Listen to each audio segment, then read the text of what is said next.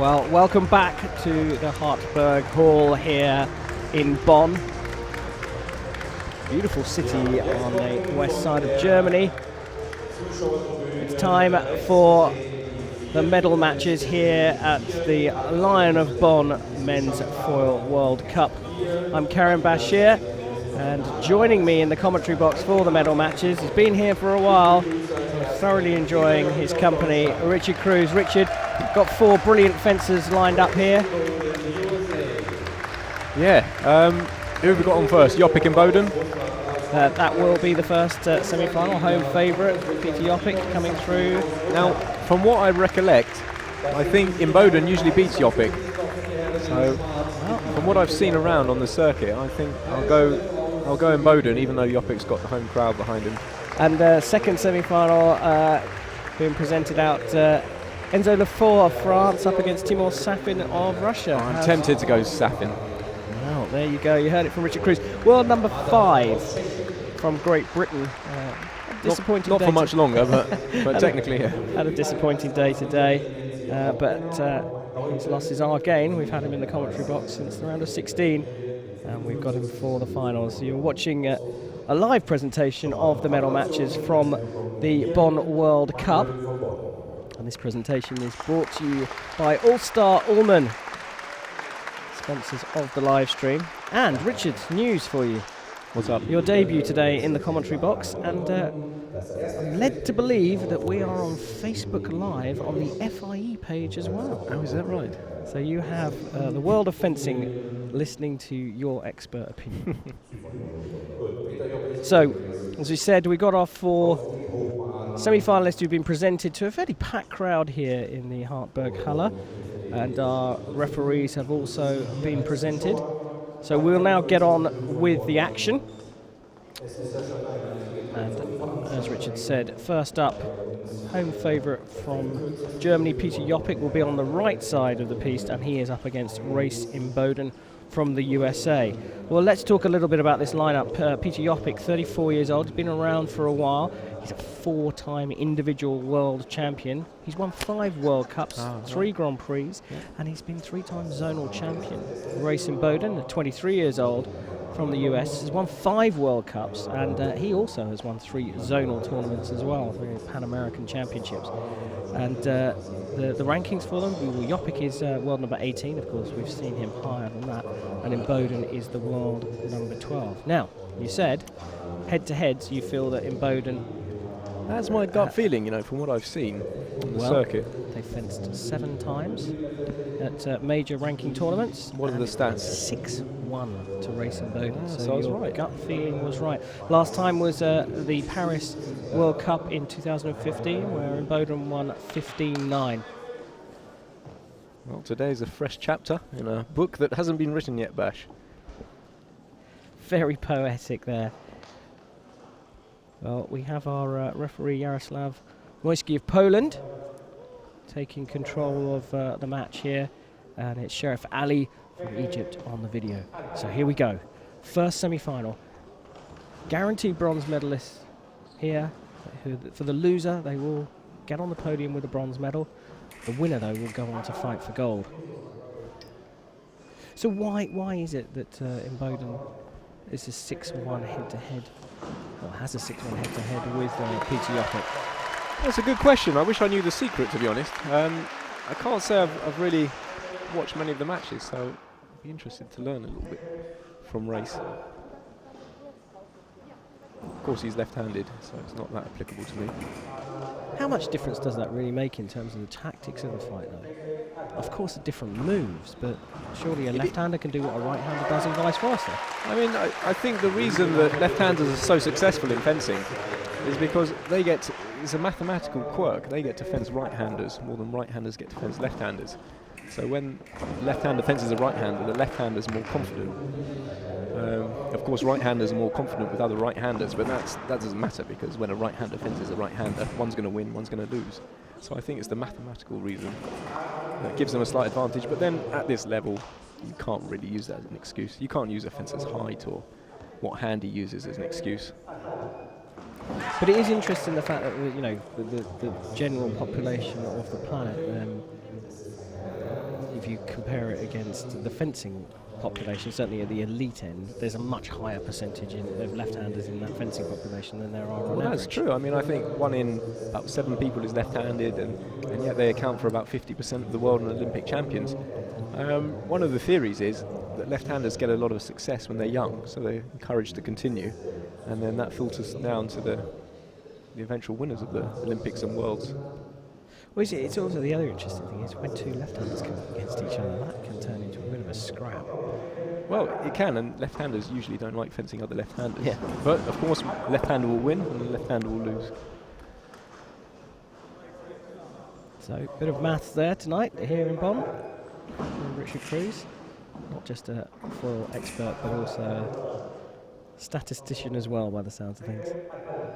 Actually, we used to have a real statistician in the team, Jamie Kemba, and he was great. He had a maths degree, and he could always tell us, bits and pieces of stats throughout the fight. Very useful to have around. That's the British team you're referring to, of course. Yep. Am I right in thinking that Jamie Kemba also used his mathematical talents for financial gain? I think you're right.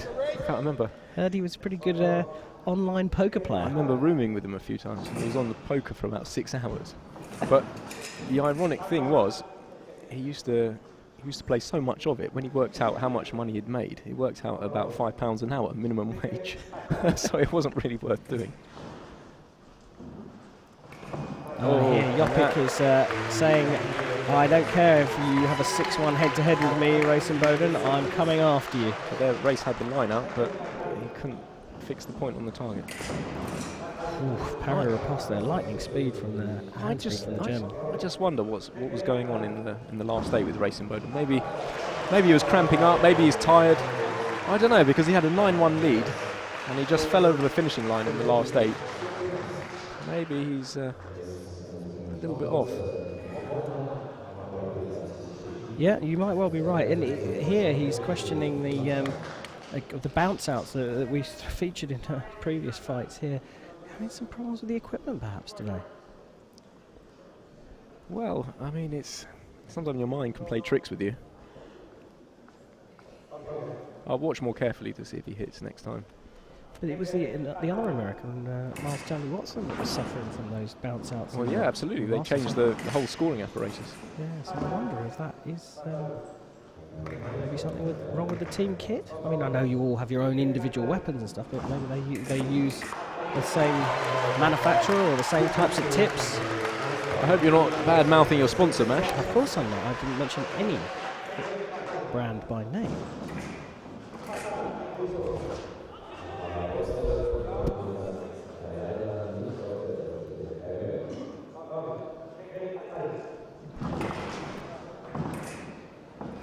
Oh, and that's an attack to flank by Racing Bowden. 2-6. Pacey match. Yeah, absolutely. The racer's got to be very careful the match doesn't get away from him here. A few more hits in the other direction and it's going to be very hard to get back into.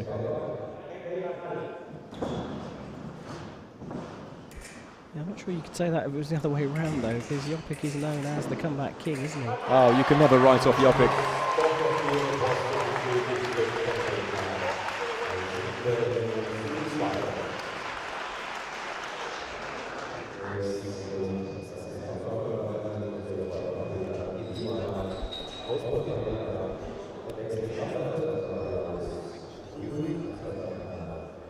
Well, Racer changed coaches after the Rio Olympic Games. He now has the world famous Sergei Golubitsky in his corner. Yes, he was with Dan Kellner before that. And Dan was a bit unlucky because he didn't get to go to the London Olympics. And then, obviously, he started coaching Race, but then Race switched just before Rio. So poor Dan missed out on the Olympics either side. Oh, he's with Golubitsky now. Golubitsky won this tournament back in 1993. He knows what it's like to stand on this podium piste. So what a person to have in your camp. Yeah, absolutely. Let's see if he can make the difference here. Well, he's got his work cut out for him.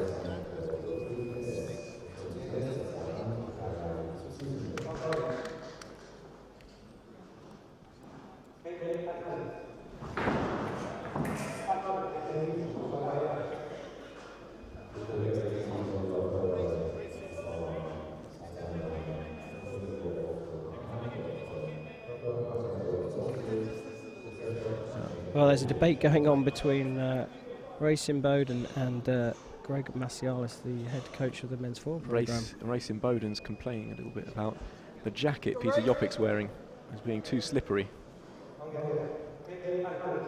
Really? You know, look, I know that they make shiny jackets and they are designed to, you know, make it more difficult to hit, but is that really going to make a difference? Well, you know, they were designed for that reason. But then they all have them, right? Well, no, Race's jacket's a bit rougher. His is a bit more abrasive. But Jopik's not breaking any rules by using the slipperier jacket. No. In Bowden. No, of course Go and not. get one himself, right? Well, you bad-mouthing your sponsor again there, Bash? Of course. I'm not talking about any brand at all. I'm talking the fact that well, yeah, you're right. They're perfectly legal. What is frowned upon in the men's foil community is the use of chest plates. Right. Now they're actually perfectly legal, but they're obviously used just for an advantage because they're ultimately hitting a hard surface. So if you hit it slightly off the perpendicular line, you'll slide off. So that's frowned upon a bit. Does anyone use them? They used to. I think some of the Romanians used to, but in this day and age, I can't really think of anyone using them. I remember my colleague, Mr. Halstead, used to be the enforcer. He used to go around to everyone with a chest plate on and start tapping their chest after the match, as if to say, you know, don't wear them, come on. We're all men here, play fair.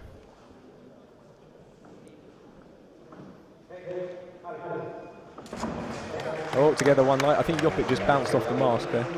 Obviously, if you hit a very hard surface like the mask, you're not going to get a light most times. Well, he finds the parry there, so that's going to be a riposte given for the German. I think Race thinks there was a hesitation there.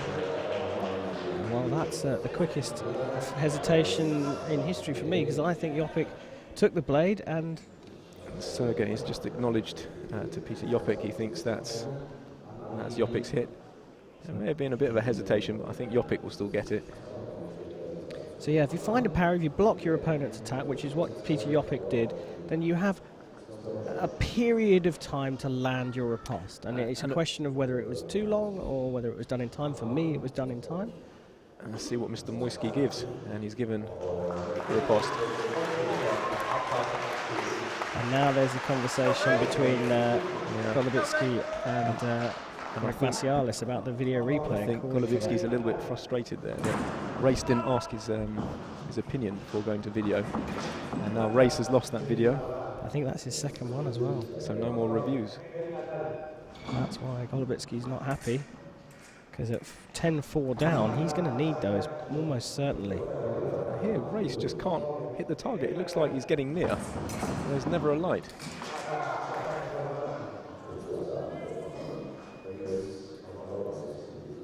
It's almost like he's just gone, well, I can't hit, so I'm just going to stand here and try and look good. To some extent, this is not usual from Race and Bowden, is it? Well, he's doing a good job. He's looking very good. The job is to try and get a gold medal, I believe. Oh, Peter's mask wires come off there. Let's see if they've spotted it. He did.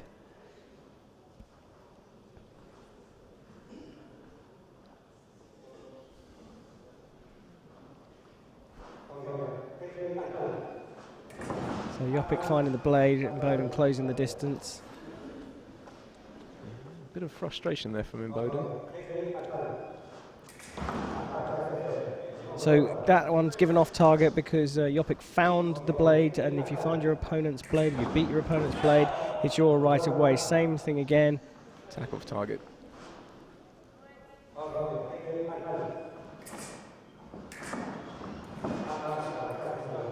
Now Race is the attacker, but he's landed off target, so no hit awarded.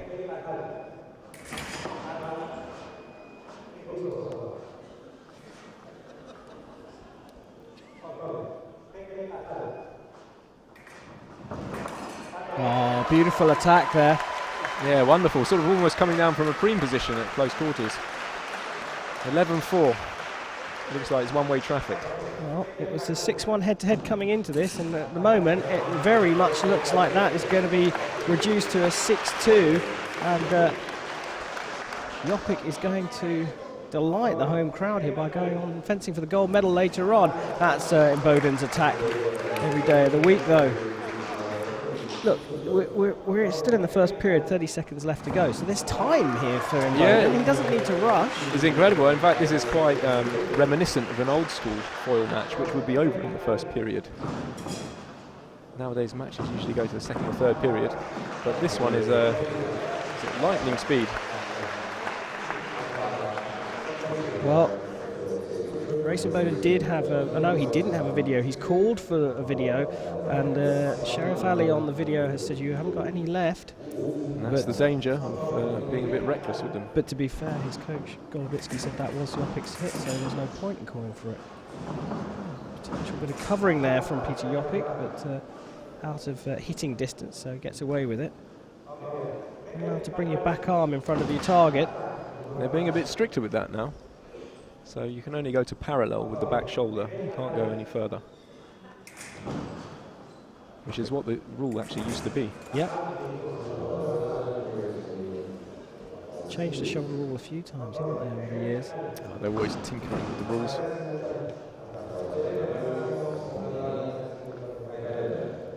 And this is a bit man over boy here. It is, isn't it? And I think the head went down from Racing Boden early days.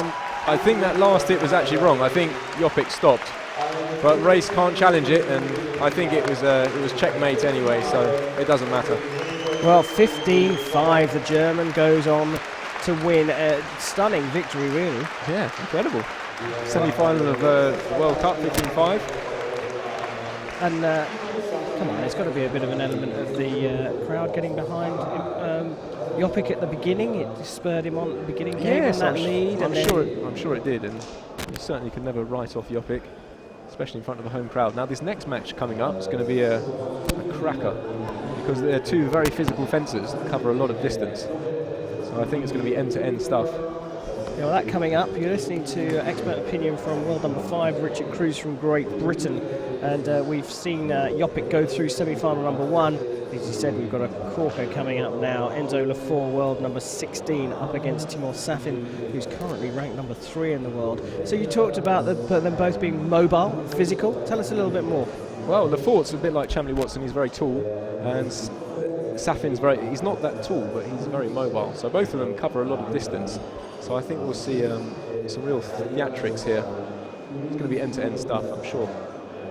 But I'm tempted to go for Safin. In current form, Safin is looking good. Well, he is, isn't he? And he is ranked up there at number 3 in the world. And he came through his teammate Cherry Misanov in the last round, who's been ranked higher. He's down at number 30. And I think he actually beat Dmitry Rigin earlier, 15-14, another Russian. So he's gone through a few teammates. He did, and really that was a tough 64 match. That's very tough. Number 25. That's very tough because Dmitry Rigin is back in the pools now, so that's why he was a bit of a spanner in the works. Yeah, and he came through, Safin came through Simon of France, and then Šipnić of the Czech Republic, or as Richard told me earlier on, we renamed Czechia. And then Cherry Misanov. Enzo Lefort, well, he came through Borontov, Pauti, Van Haster, and Tofalides. A Cypriot fencer having the best day of his life so far at Senior World Championship, World Cup. And here, refereeing things, it's Willem Mada from Czechia. You're going to play this back for years to come, aren't you, Richard? The day I told Karen Bashir a fake name for the Czech Republic. It does sound unbelievable, but it's actually true. Needed rebranding though.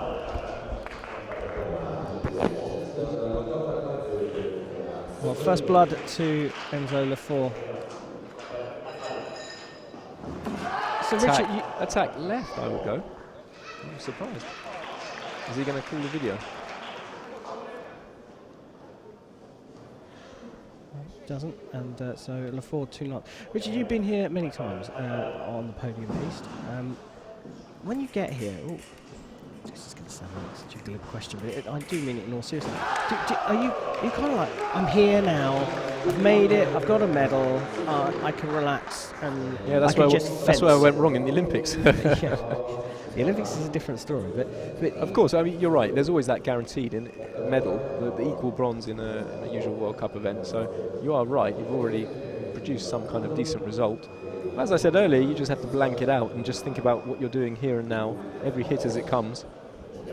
But is there an element? I mean, we talked earlier when you were sort of saying about blanking stuff out. We talked about high pressure situations earlier on in the competition. When you get here, can you? Does the pressure release to some extent because you've already got that bronze medal confirmed, and therefore you can relax into your fencing? It potentially does. I mean, I think the most nerve-wracking match is your first one because you don't know how you're going to be playing that day, and then you can sort of settle into it. The important thing is to not think of the outcome, not think of, oh, I just need this one more hit to get to the final, this hit to win. You just think about doing it. Yeah. If you think of the outcome, then you'll take your mind off the fencing.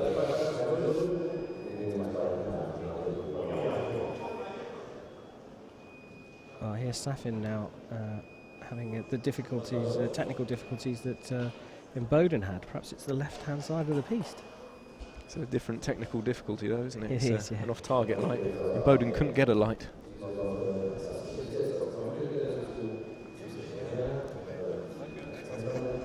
So, yeah, we've gone from no lights for Racing Bowden to a permanent light for Timur Safin here in the second semi-final. Did he change his weapon then? I think he may have done. Yeah, he did. I think he must have surrendered that one to the assistant referee because I didn't see him handing it over to Willem Madder. So this is the second semi-final of the Bonn Men's Foil World Cup 2017. Oh, that's so lovely. Of this semi-final, and that's the first hit there for the Russian. Lovely fake disengage around the cart line.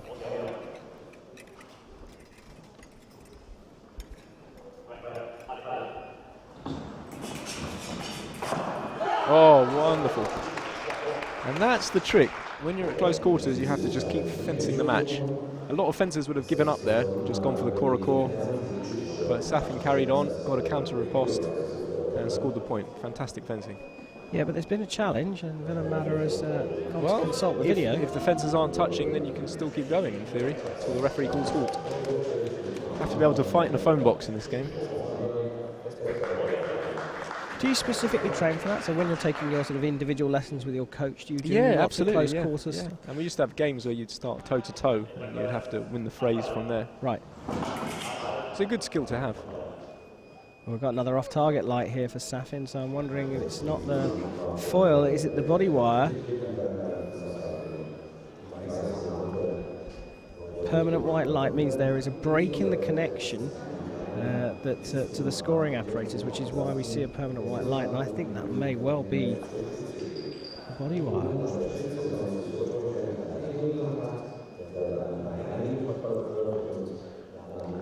So save the breaks that happen whilst fencing, which is normal. You've got equipment attached to you that can break. What else could this be? Could it be a fault with any of the actual scoring equipment?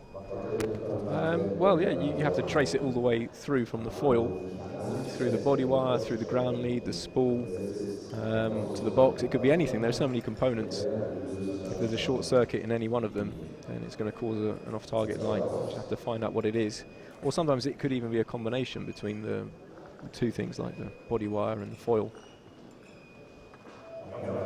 Well, we've seen that Safin has surrendered one weapon to Willem Madder. Right, he's replaced it with a new one, and the white light's gone. So you have to assume then that it was the foil that had broken.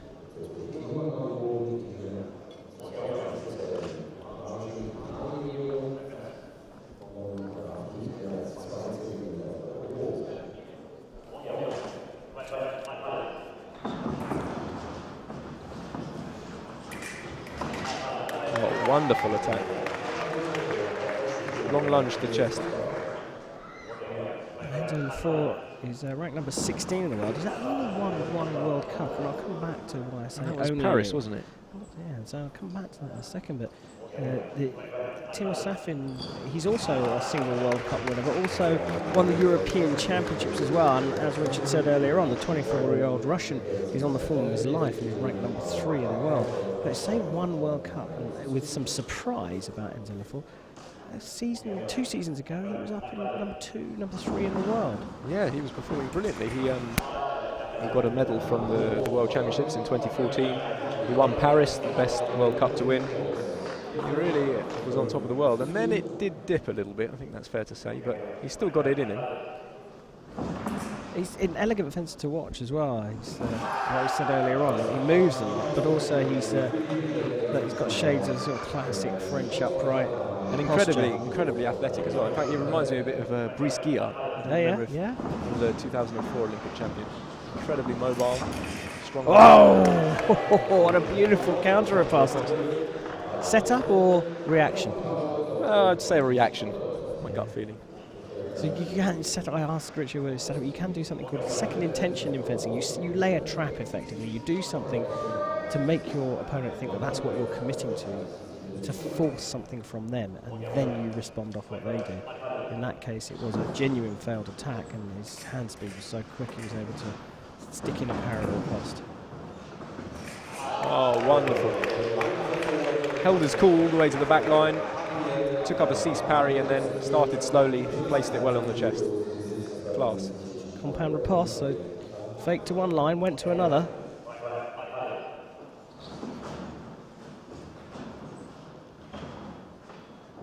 Wow, these two semi-finals. First one very one-sided. Now he's given that one preparation. I think Timur Safin's going to challenge that.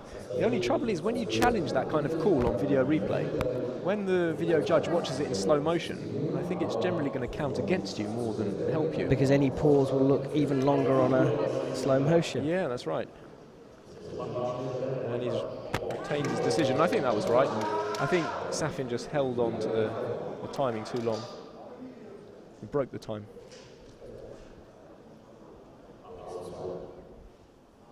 So they've both had one video appeal overturned. They both have one left.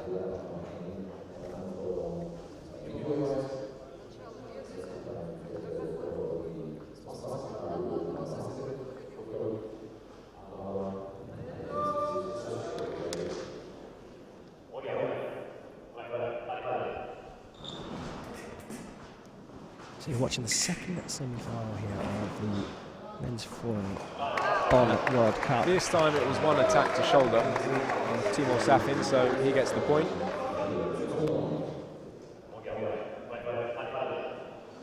Trying to find his way back into the fight, and with me, Karen Bashir, in the commentary box is Richard Cruz, Great Britain's world number 5 men's foilist. Oh, and another off-target light from the Russian. Maybe this was just a touch of the tips. These two have been in a big tussle, which at the moment very much in the favour of the French fencer, but actually in their head-to-head, they've only met twice, believe it or not, previously in major ranking events, and it's Safin who has a 2-0 lead in the head-to-head. So we had an overturn of the 6-1 between Imboden and Jopik in the first match, and here looks like Lefort is doing his best to get his own back on someone that he normally loses to. Yeah, absolutely, and it's also a very high-scoring match, I should point out. Look, The second one. Already 10-4 in the first period. Halfway through the first period. Quite a pleasure to watch. So we're going to have another change, and it is, in fact, the body wire of the Russian that's being changed, and I wonder if that was one of the factors in this white light technical issue that we've been having. Yeah, perhaps when the sweat gets into it, it's obviously very corrosive, and that can sometimes ruin the copper inside, so maybe it's slightly broken. It's an intermittent fault. Well, he's changing the weapon, and sorry, the wire now. So we've got a moment to talk. Look, we talked about 6-1 that Imboden had on a head-to-head against Jopik, and Jopik overturns it. 2-0 Safin. Okay, not as big, but he's won every fight that he's had against Enzo Lefort in the world ranking list. Do you have bogey opponents? So are there ones that you just can't beat them? I just don't know how to beat them. I've tried many times. Of course you do, and it works both ways. I mean, I've always had some people that were not as good as me that I couldn't beat, but then conversely, there were some people that were a lot better than me, significantly better than me, that I beat consistently. So it works both ways in fencing. Just a clash of styles. Yeah, the one thing that you can't change is what your opponent's going to do, because only they can do that. And that's the beauty of the sport, isn't it? You can have all these elements and all these fantastic tools and weapons and shots and movements and tricks, but the one thing you can't guarantee is what your opponent's going to do. Or who your opponent's going to be as well. It's almost chaos theory, isn't it, as to how a fencing tournament ends up. It makes the sport so magical. I mean, what I've noticed is that some of the matches in the last 64 are of such a good quality, they're almost as good as the final. There are that many world-class fencers now on the planet. And it's spread over the planet as well. Using the word planet is brilliant because, okay, look, the traditional domain of the top fencers was Europe, but now you just cannot say that. We have champions from Africa, we have champions from Asia, from the Americas, all contending.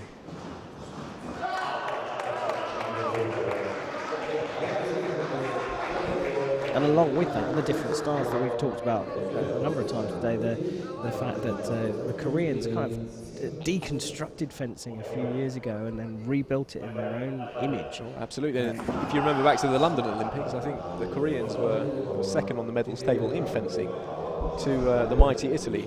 They had a fantastic championships.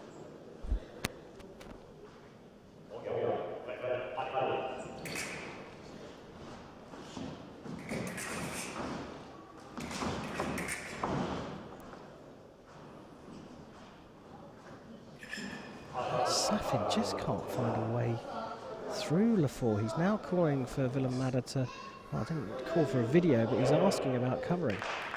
Covering is where you bring your back arm over the valid target area. You're not allowed to do that, or indeed if you turn your shoulder. And what's interesting about that is that if he would have got the call for covering and he would have hit off target, then sometimes the referee converts that into a valid touch because it's deemed that the arm is in front of the valid target area. Oh, he's fighting his way back in here, 6-10. Still just the first period as well. Yep, again another fast fight, another quick one, a high-scoring battle. I think we are going to see the break here, but we're not going to see the third period, almost certainly. Oh, wonderful. The explosive nature is what won the day there, wasn't it? The fact that he was able to change from those 2 beats and then find that faint disengage with an explosive lunge. And again, we're talking about Chandler Watson being long and deceptive. Enzo Lafort's got a beautifully long lunge. Yeah, and a long wingspan as well. And I think he's a little bit more mobile than Chamley as well. Oh, wonderful. He's making this look easy when he wants to. Before having his, Safin having his weapon checked. If that had not worked, then referee Villamada would have had to annul the hit. But here, this is another masterclass, right? Well, he's still got to finish it. But yeah, up until now, wonderful fencing to watch. Just what I thought as well, very mobile.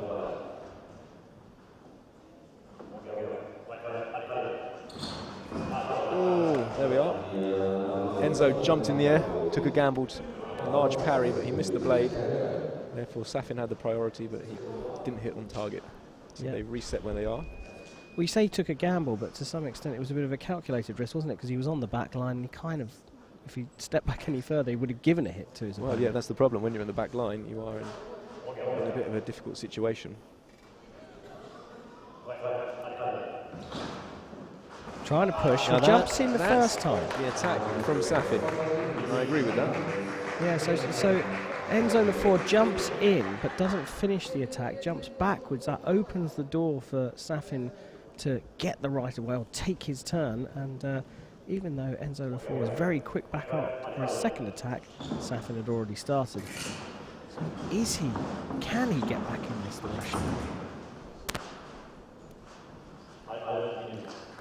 Well, he's got a minute's break now to have a chat with his coach. Look, what does Safin have to do here? Because it seems to me like if Enzo Lafort wants to score a hit, he can score a hit. So what has Safin got to do? Well, I think Safin's trying to press him a little bit too much, and he's not having too much success. If I was Safin, I would draw Enzo Lafort to my end of the piste and try and fight him in the back quarter, because Safin he's got the time, he's got 2 periods on his hand, his hands, and he's just taking the fight to him too much and not getting the success. What do you think? Well, definitely got to be a big change for sure. But the only slight flaw I see in your plan is that He's got the lead. Well, he's got the lead, and so he can play with time. But the other thing is, when he wants to attack, Lafort seems to be able to hit Safin at will. So it's a real pressure situation for the Russian here, because if he does back off, does he open the door to the attack from the Frenchman? And if he doesn't, is he going to continue getting hit like he did in the first period? Yeah, and as as I pointed out, he doesn't have the lead on his side, so he's going to have to go eventually. But I would try and draw him out, try and coax him out of his shell, and hit from defence. It's got to be something different for sure. Well, here we go. That minute goes so fast.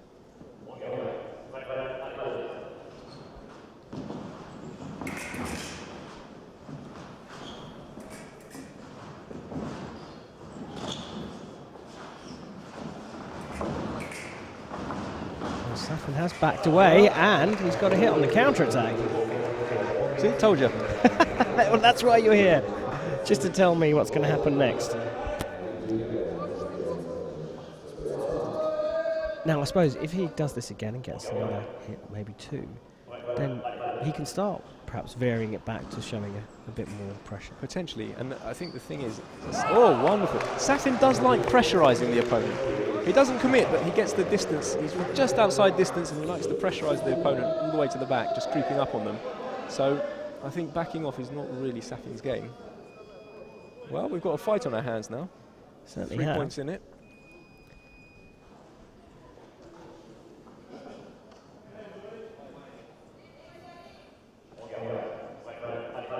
Remember, this is the second semi-final of the Bonn Men's Foil World Cup.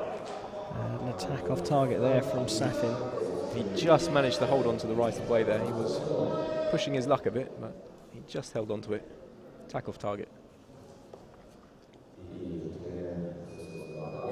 Safin back off the piece. He's got to come down off the piece because he wants to straighten his weapon, and you're not allowed to do that on the metal surface of the piece. Why is that, Bash? Is it because you might damage the piece? You might damage yourself. No. Why is that, Richard? Yeah, I'm That's supposed a to good ask question, you the isn't it? question. I think Is it it's something to do with the earthing on the piece, and that it could potentially create a dead spot on the piece? Ah, maybe you're right. Yeah. Yeah, maybe it could damage the piece if you bend it on the piece. So you have to bend it off the piece, otherwise you'll be in the book. 10-12.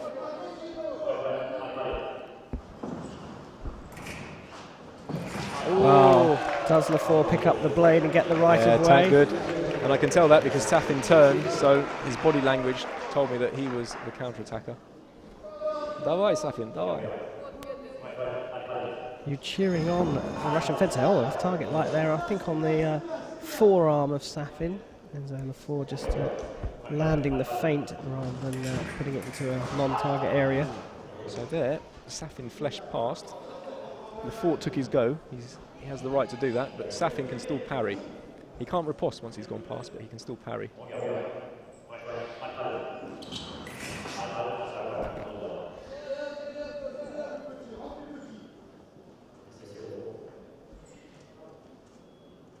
So Enzo Lafort having to straighten his weapon. Not allowed to have too big a curve in it.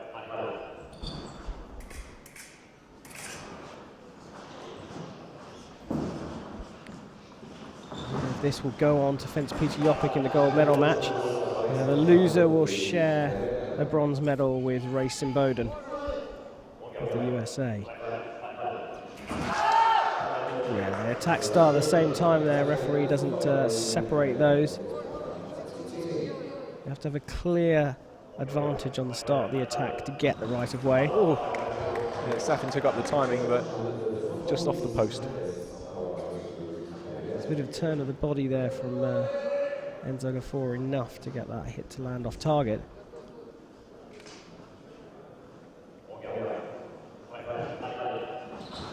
Oh, now that's a bit careless. And it's checkmate in one.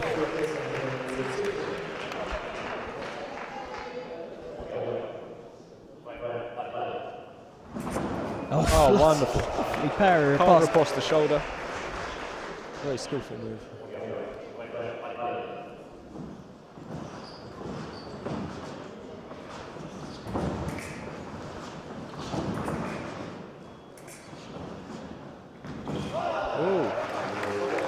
out of this.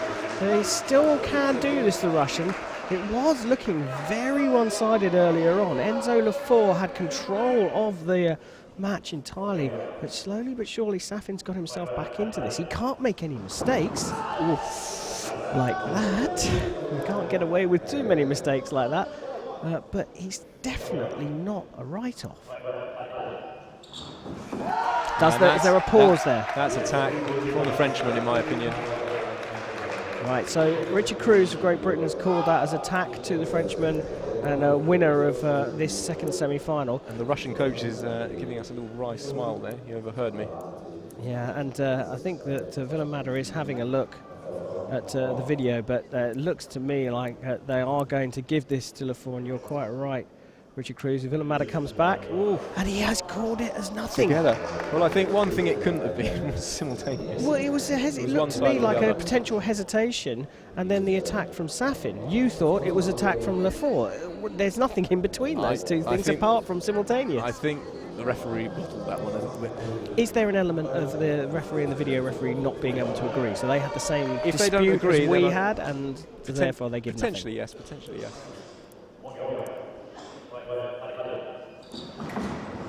Well, lifeline for Safin. Attack Ramiz there.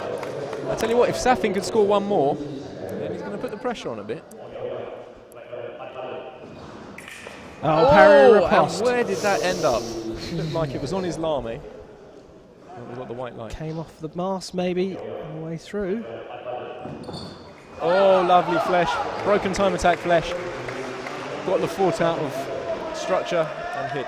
Well, Lefort's found himself back on that back line looking for that big parry again because he's not got anywhere to go. So surely Lefort has to stay out of that area of the piste. Goes for the attack. They both miss. Ooh, now, but the referee's called halt here. So that's a bit of a lifeline there for Enzo Lefort. The referee did call halt. I saw it. Safin seems relaxed enough about that. I think I would be a little bit more angry about not getting a single light hit. 13-14 down.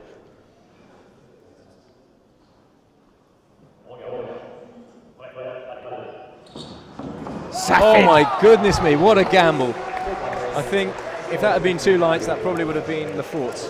Well, the big sweeping of the blade from the Russian, but he lands a single light. 14 apiece, 1 point to go to the gold medal match.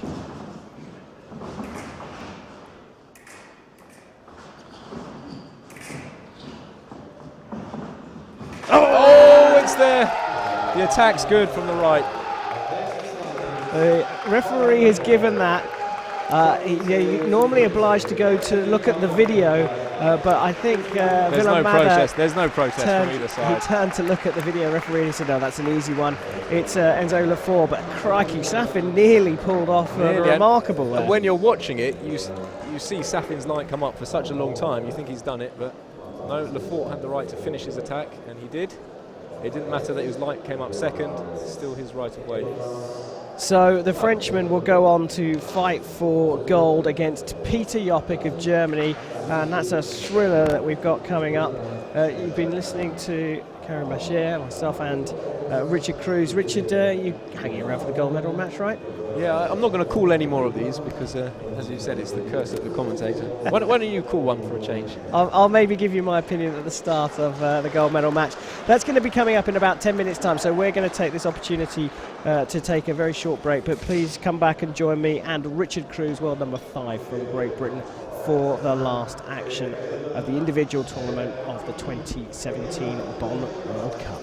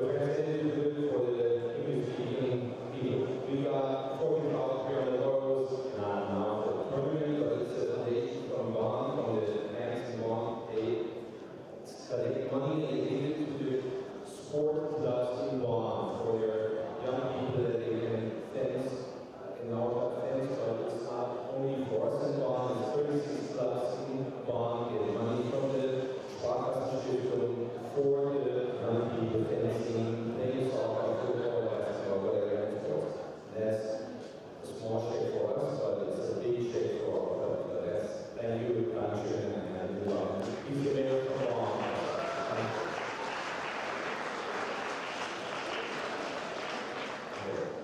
möchte jetzt noch ein bisschen diese Pause nutzen und ich werde jetzt mal hier rüberlaufen.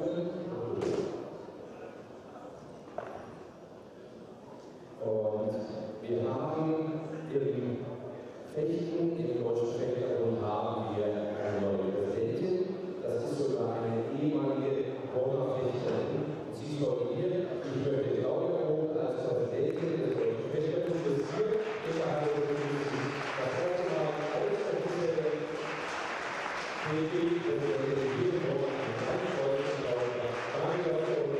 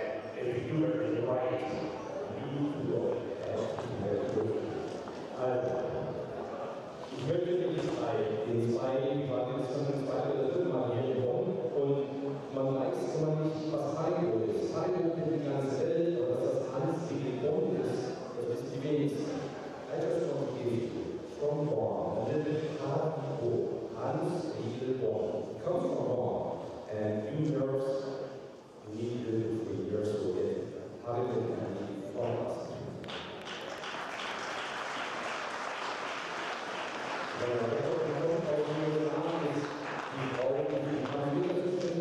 She's in charge of all the recruits here in the Fencing. Wir haben 8 internationale Anbieter weltweit, we have 8 international referees from all over the world and 5 German referees. She's in charge of all 13 of them. She has they behave. Also sie gehört hier schon an Sam, I know you like more cookies, but I have also Hago, so you can do it from home. Also Hago, Hansi, Bonn, from Bonn, and you will be here in Bonn, Hansi.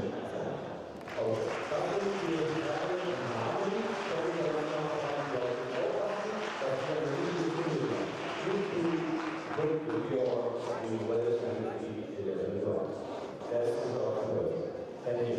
you. Ich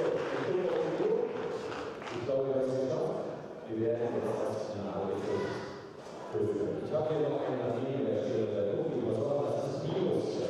Das ist der Spielwerkart von der Technik. Der Minus, der kann nicht reden, der kann nur liegen. Aber der kann auch, das ist der Plan.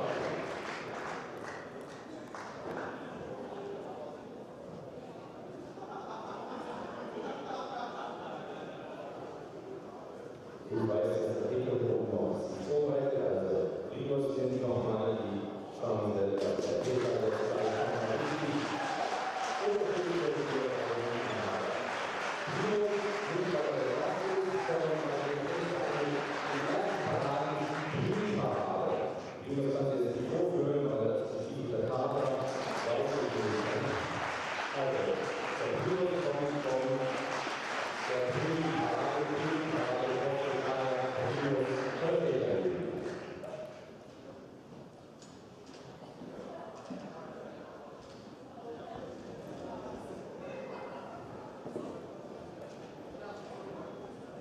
Wir haben das haben wir getestet, das haben wir schon gefahren. 20 Minuten nicht, wo haben wir die Regel fahren. Ich möchte auch noch den weiteren Kreis des DFB begrüßen. Wir haben heute auch in der Halle Vizepräsidentin des Sports, Frau Rega Sabus ist vorne. Herzlich willkommen hier in Bonn, Rega selber, ehemalige Weltklasse-Richterin der Lukas-Siegerin und jetzt sitzen wir in der Glaube, der auch Weltmeisterin war. Und Position geworden. Rega, hallo, den Vizepräsidenten für Internationales, Herrn Kalama, habe ich auch hier in Bonn gesehen, weil wir seit gestern Morgen um 9 Uhr durch die Runde haben. Die Kalama ist auch mal gern gesehener Gast der PD und hat auch die ganzen Leute unter sich in dieser Fechtwelt für Deutschland. Der Punkt sieht zusammen, Peter ist schon ein bisschen angezogen, glaube ich, heute erst auf der Hand. Ich rufe auch zum Finale fertig. Herr Peter oder Peter und Herr aus Frankreich.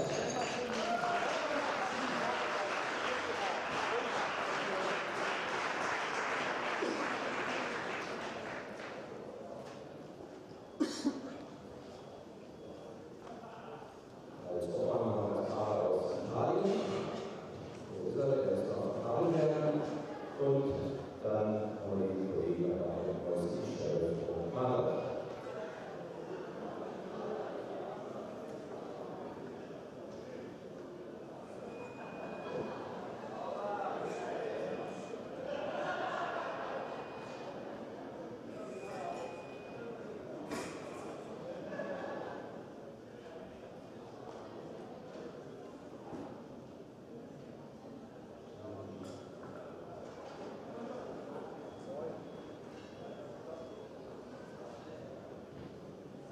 Wir haben immer wieder gewonnen, natürlich nicht nur sondern für Richter. Wir haben hier im Finale aus den Situationen 2, 12, 16 und 18.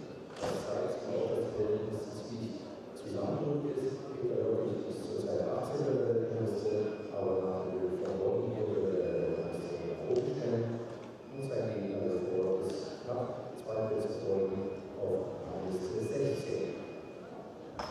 Wir schaffen es immer wieder hier in Bonn, eine absolute Weltklasse-Fecht hinzubekommen. Und deshalb haben wir dann auch diese ganze Löwenfreude als Weltcup-Turnier in Bonn.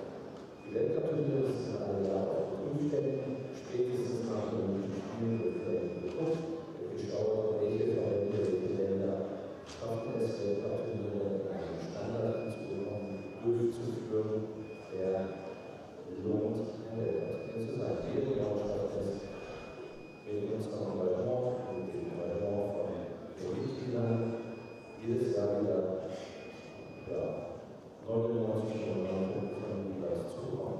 Also Finale in der Jörg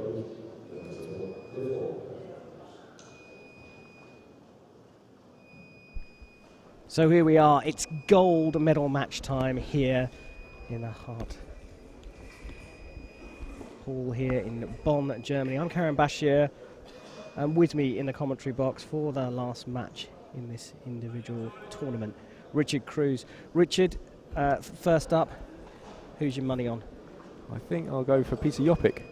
Well, you know what? Let's have a bit of fun, because I've got a sneaking suspicion that Enzo Lefort's going to do this one. So Are you a gambling man, Bash? I'll put €1 or 2 on it. All right. It's a deal. So €2 it is. €2 on the table. Well, Jopik off the mark first. This is for gold. Neither of these two have won a World Cup this year, in this season. In fact, of the 4 tournaments we've had so far, 3 have been won by 3 different Americans. Alessio Facconi winning the Turin Grand Prix. So we're going to have a new winner. That is a fantastic finish. It looks like Lefort closed the distance, but Jopik still managed to whip it round the back. That's pretty special. Looks like Jopik's decided he's going to have to go after this. I think Jopik paused. He paused. He landed. I think that's right. I think he's unwise to challenge that one. No, I agree with you. He does do he does stop in there and then put the switch the favour over to Enzo Lefort. Referee has given the hit to Lefort, but Jopik has challenged it. And in fact, I saw his coach get up there. The German's coach get up and actually say, yeah, he said, "Come on, let's go for that one." Schreck, well-known fencer in his time as well.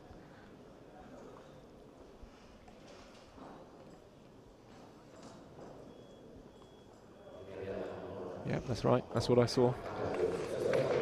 Say what you see. If you see it, say it. Well, that's what you're here for, and he called that one correctly. So my man gets off the mark.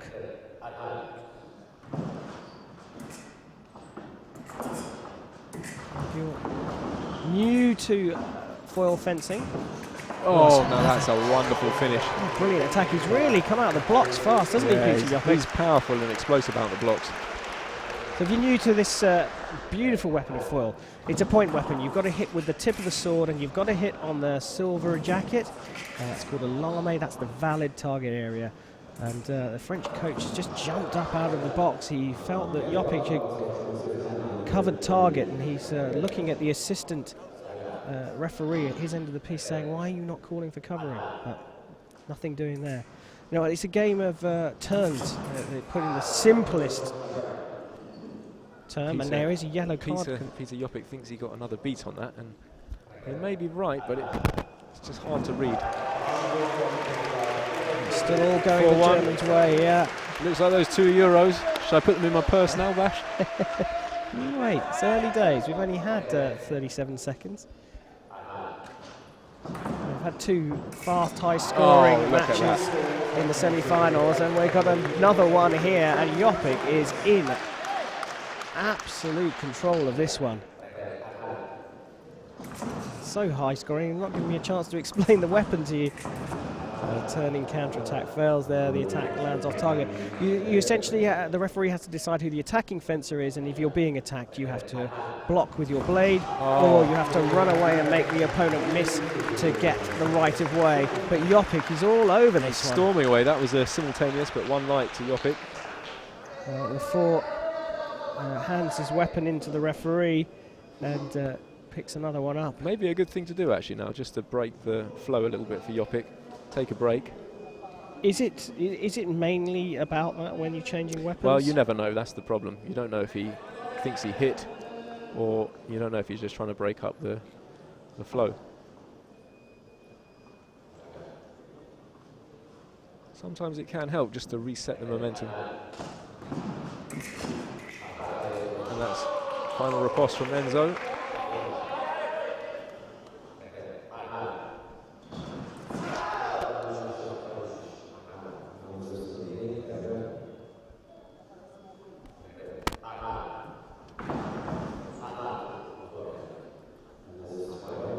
I stand to be corrected here, but the process of elimination tells me that the referee is Gaspari Amata of Italy, and that's still Jopik's.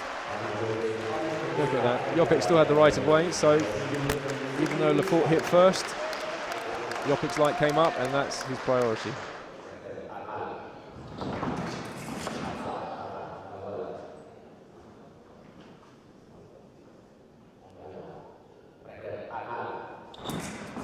Well, they both go for the blade, and they're both claiming the hit, and it's Enzo Lefort who's calling for a video. This is interesting. I think they both want a video. In this case, you'd probably want to let the other fencer go for the video. That's what I would do, right? Because if he gets it wrong, then he loses his video and you don't lose yours. Does a tactical game come into when you use your videos? Do you try and save one? I think you should hold one back for the end, unless you're absolutely sure. But there, I mean, I agree with the referee there entirely. They both came forward, both went for the blade, both hit. There was nothing to distinguish between them.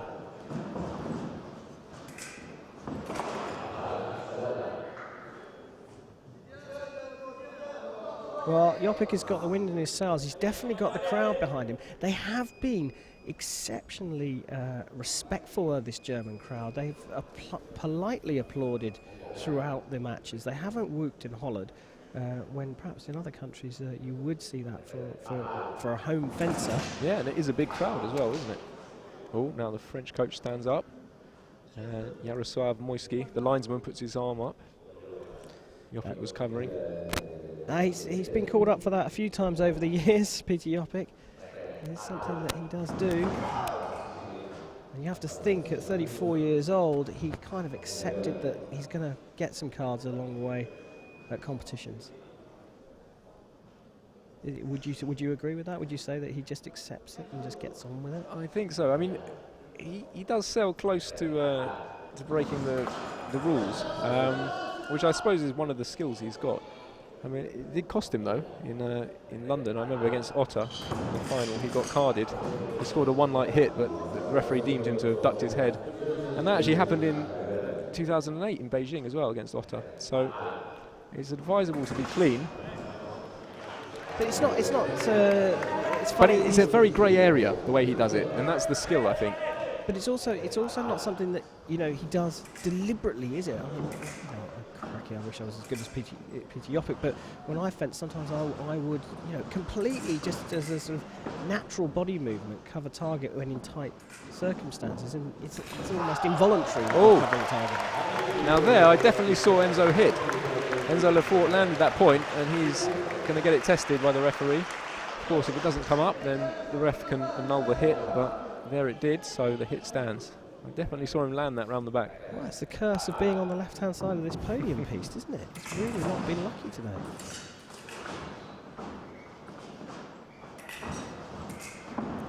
Oh, Lefort finally finding a way through on the attack. I have to say, I haven't seen Jopik fence this well since he was winning his world titles back in the late noughties. Looks to be back to his best. An Indian summer of sorts for the German fencer, but this time he's just too wild with his blade movements, and now Jopik calls for a video. He was complaining that Enzo turned, but Enzo hit first, then turned, and that's completely within the rules. Of course, if you don't hit, then you'd expose the back of your head, which is an illegal move for safety reasons.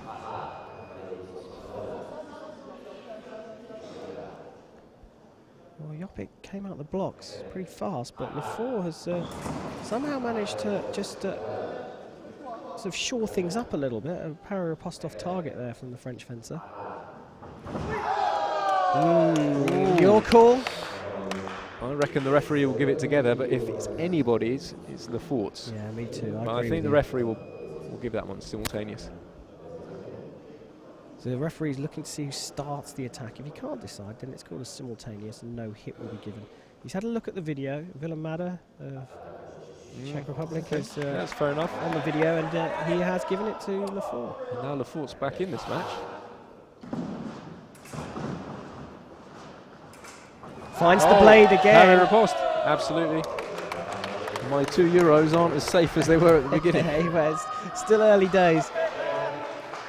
Oh well, Bash, it can cover your petrol back to Oakhampton. Might not get me quite that far. I need to get all the way back to Torquay.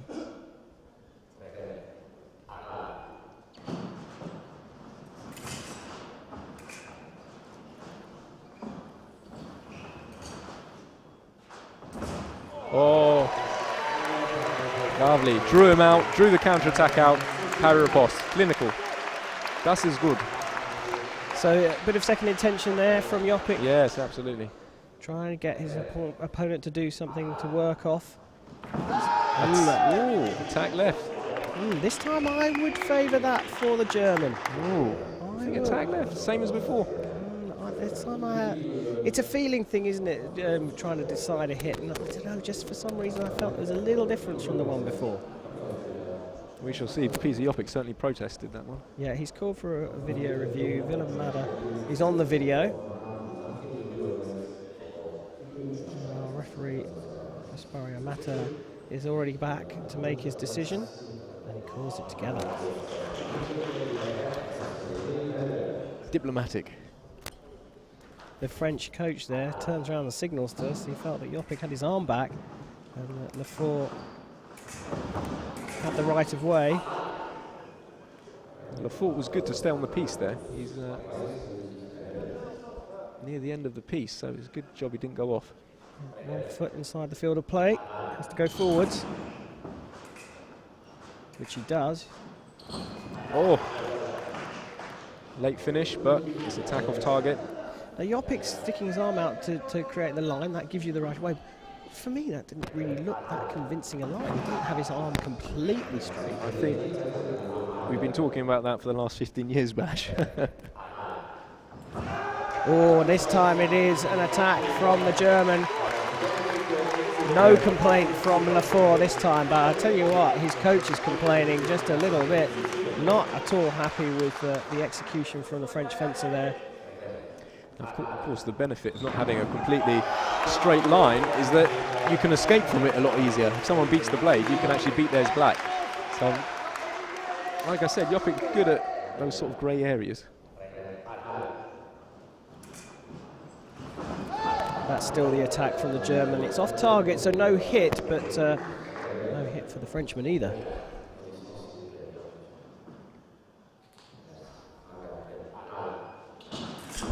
Beautiful, absolutely stunning. For me, the best looking hit in fencing. Parapos, C-split to shoulder. It may look showboaty, but it's you have to train so hard to get those on. And now a little broken time attack there from Peter Jopik, pulling his arm back to get around the parry. Lovely stuff. Now €2 is, well, half of it's already in Richard's pocket. Oh. I'll just get the other euro out to give to you. Bash, I'm going to need every penny of it, and I think you'd agree. Let's not go there.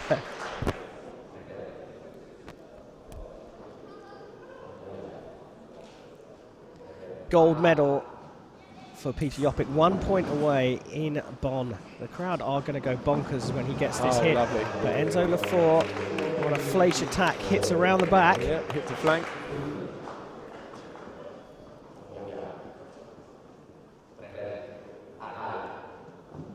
This will be the comeback of the century if the Frenchman can get into it. A lovely stop hit there. That's another one.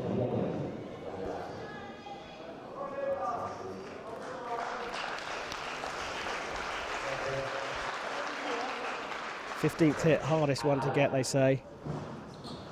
Oh, looks like you're proving to be right, Bash. Gonna seal the deal. Jopik, bit tight, bit tense. Here he comes on the attack. This is the first one. Lefort gets away from it, builds up his own attack. He's on the march. He's pushed Jopik all the way down to the end of the piece, but Jopik becomes disarmed. So he's trying to defend himself. Referee has to call halt. One fencer can't wield their weapon. It's unsafe. So they'll reset. Jopik back on the march. Oh, lovely. Found the blade, drew Jopik's counter-attack, kept distance and then hit him around the back to flank. And that's 4 on the trot. And now the French are calling for a video. It might be 5 on the trot because the French coach is convinced that there was either a shoulder turn or a bit of covering from Jopik, and if there was, he's already on a yellow card. He'll get another one, and Lefort will get another point. Certainly not a bad call to make at this stage in the game, that's for sure. And again, it's still only the first period. All these matches are Super flying by. fast. Amazing, isn't it? It's great. And I think because he gave the hit, he won't want to give a card as well. The French coach is not happy about that at all. And he's so close to us, you might well be able to hear him. Jopic trying to finish this in the first period. They come together. 4 seconds left of the first period. Will he do it? Oh, das ist Fechten! That is absolutely superb. Peter Jopic is the 2017 Lion of Bonn. He's just won the gold medal. 15-11 from Enzo Lafort, and the crowd, as predicted, have gone absolutely wild. Fantastic match. 26 hits within 3 minutes. That's something quite exceptional. Brilliant final.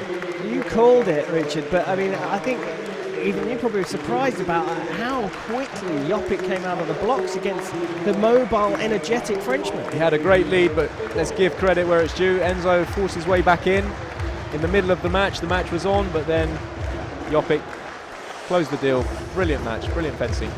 Absolutely brilliant stuff there. Peter Jopic is the Lion of Bonn 2017. We are going to take a very, very short break, but we will be back for the medals when they come out, so don't go far. All that remains for me to do is to say, Richard Cruz, what a fantastic debut in the commentary box. Hopefully the last time. No. I'd rather be out there. Yeah, well, we would rather see you fencing as well. But thanks for the invite. I am genuinely passionate about fencing, which is why I've done it all my life, and it's great to see some very exciting matches. What an exciting sport this is. It's a great sport. It's a fantastic sport, made all the better by having your voice behind it. Richard, we'd love to have you back when you're not competing, obviously. I understand from our conversation earlier on, you're taking a bit of a back seat with the British team, so won't be fencing tomorrow. I won't be fencing, but I'll be here to watch every bout they fence. They've got Brazil in the first match in the last 16, so that's a very winnable match, especially as Perrier, I've heard, is not in the team. So yeah, the draw's pretty open. And if you have a moment, please come back and visit us in the commentary position if you would like to. Yes, will do. Thank you very much. That's Richard Cruz, world number 5 from Great Britain there, who came and gave us his expert commentary. Like I say, we're going to take a very short break. The medals aren't going to be too far away, but they need a little bit of time to set up the podium. So I'll take a short break here. You're watching live coverage of the Bonn Men's Foil World Cup 2017 here in Germany, and this is a live presentation brought to you by All Star Ullmann.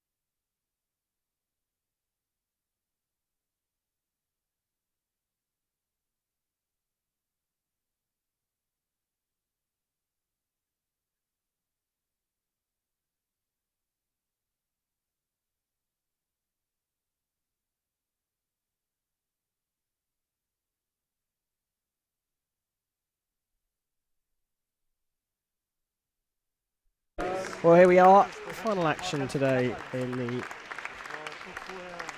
hall here in Bonn. It is time for the medal presentation. First up, our bronze medalist from the USA, Race Imboden. And he's joined in third place by number 3, Timur Safin.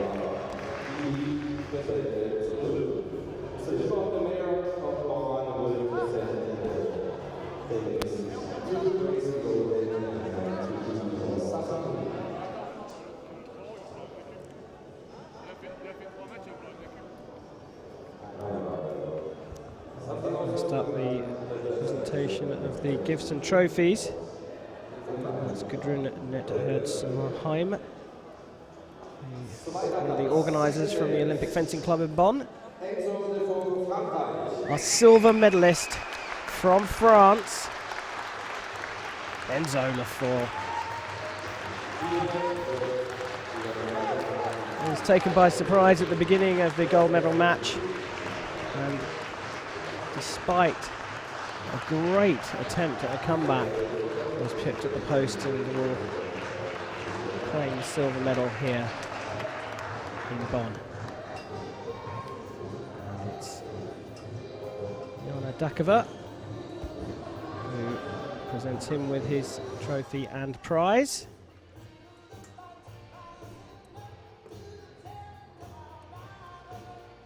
Here representing the International Fencing Federation, Jana Dakova.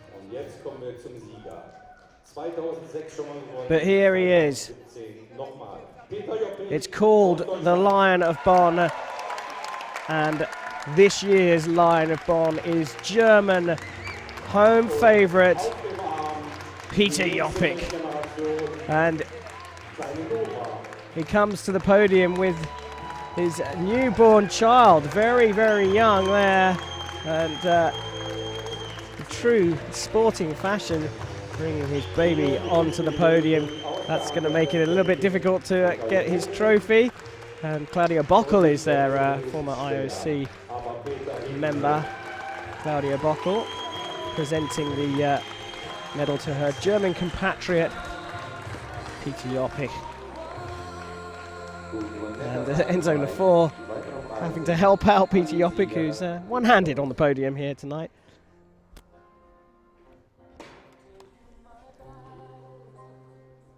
Dieses Jahr ist es zum Glück nicht der Löwe, der vom Podest runterfällt, sondern die Ehrendame. Letztes Jahr hat der Löwe leider einen Sprung von 2 Metern gemacht. Well, photo op for our medalists here.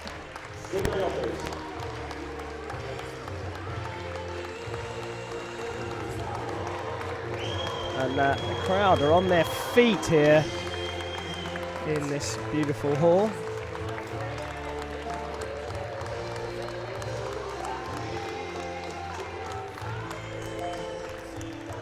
Hartberghalle has been absolutely jam-packed all day today. And now the national anthem of Germany.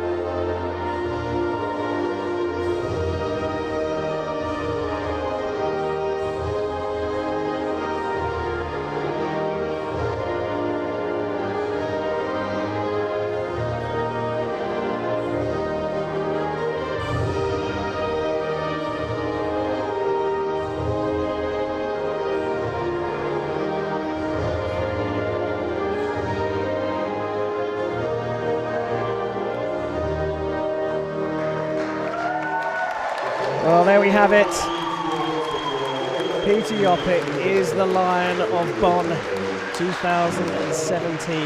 A delighted home crowd here. We'll walk off into the snowy skies of Bonn, but they'll be back tomorrow, no doubt, for the team event. I'm Karen Bashir, and I've been bringing you live coverage from the Bonn Men's Foil World Cup, and we will be back tomorrow. This presentation is kindly brought to you by All Star Woman. Good night.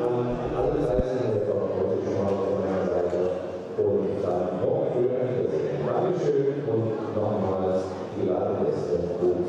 Danke, bis morgen.